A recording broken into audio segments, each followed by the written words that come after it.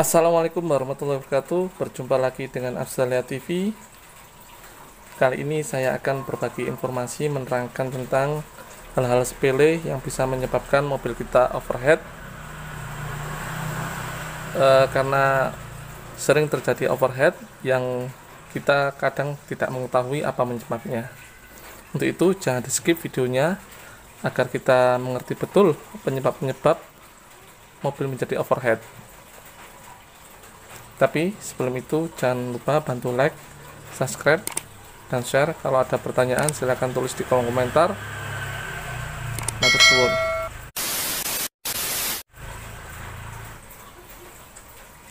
Yang pertama kita akan membahas tentang masalah radiator beserta komponennya. Salah satu penyebab mobil overheat yang sering adalah dari sistem pendinginan, yakni dari radiator.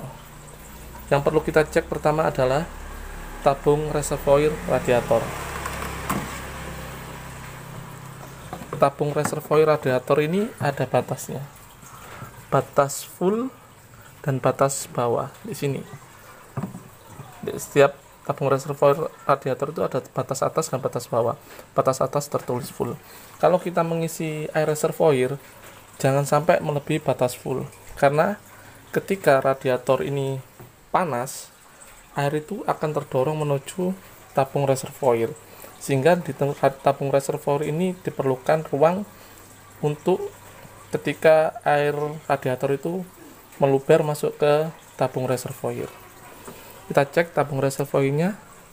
Di sini sudah berada di area full. Kalau tabung reservoirnya kosong, kita tambahkan air.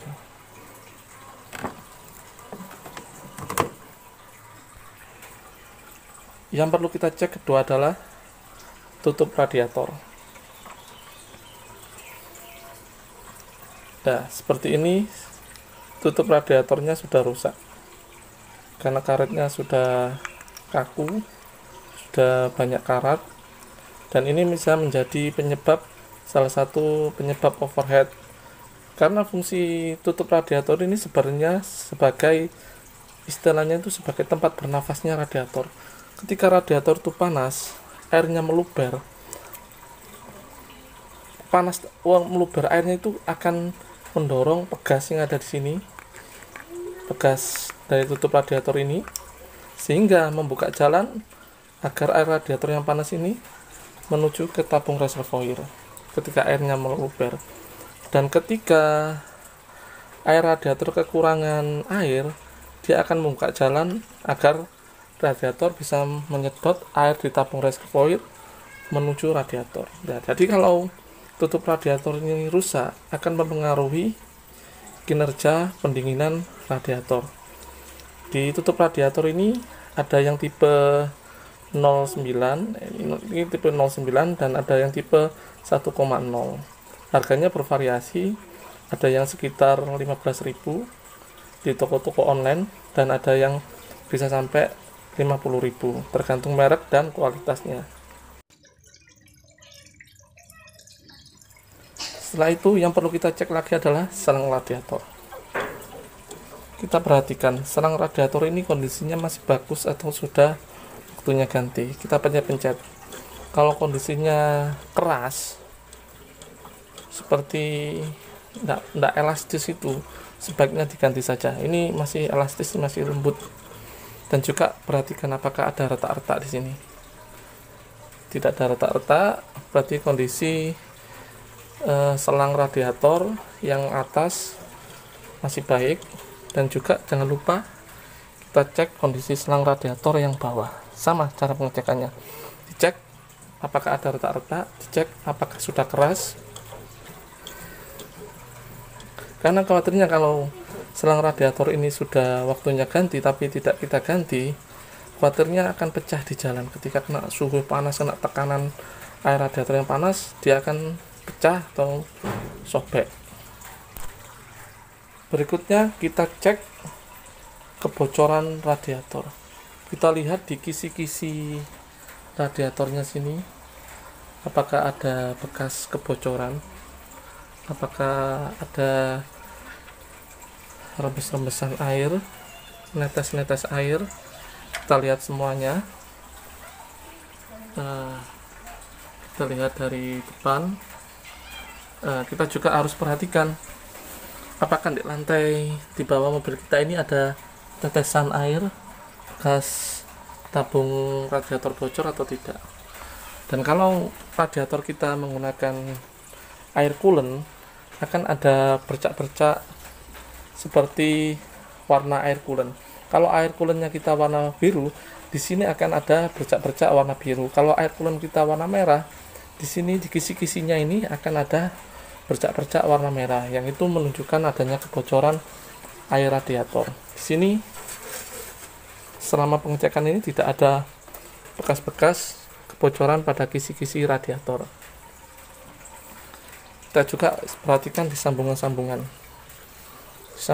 antara radiator dan selangnya ini, apakah ada bekas rembesan air.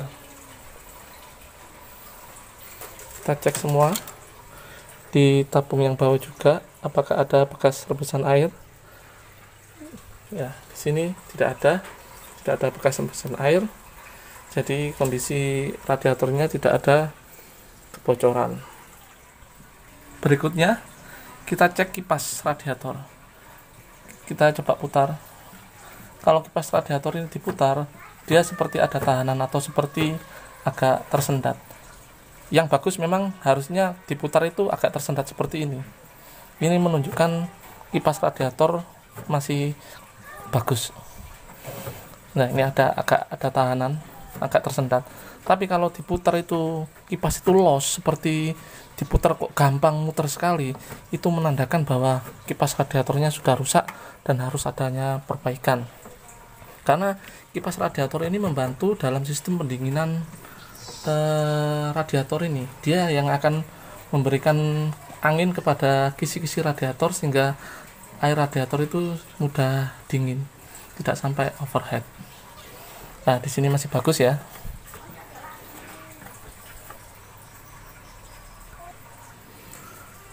Di mobil biasanya ada dua tipe jenis kipas radiator. Kalau yang seperti punya saya ini, kipas radiatornya digerakkan dengan fan belt. Kalau di satunya itu kipas radiatornya sistem elektrik. Jadi kipas radiatornya itu sistem elektrik dan biasanya penggantiannya itu sekitar 100.000 km. Kadang tidak sampai 100.000 km. Kalau kita cek itu ternyata kipasnya mutarnya tidak maksimal, agak pelan, lebih baik diganti. Karena akan mempengaruhi sistem pendinginan pada kisi-kisi radiator ini. Demikian review singkat dari saya tentang hal-hal sepele yang menyebabkan mobil kita mengalami overheat. Semoga bermanfaat. Kalau Anda suka dengan video saya, mohon klik like, subscribe. Kalau ada pertanyaan, silakan ditulis di kolom komentar. Terima kasih. Assalamualaikum warahmatullahi wabarakatuh.